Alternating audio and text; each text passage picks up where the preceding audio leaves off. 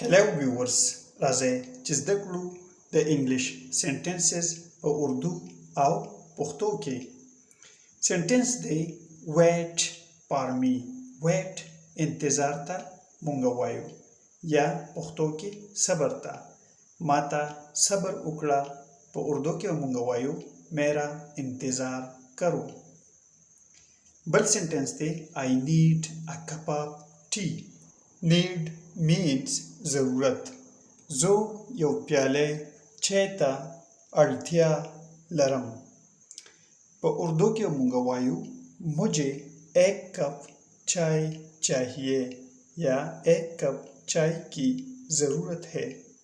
سنټنس دی she is in the kitchen. هغه په پخلنځي کې ده.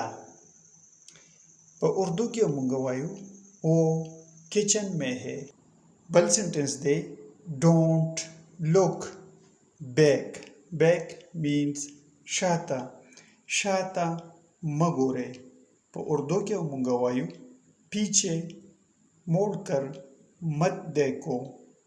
ویورز چینل سبسکرائب کړئ او ویډیو شیر کړئ، لایک هم کړئ.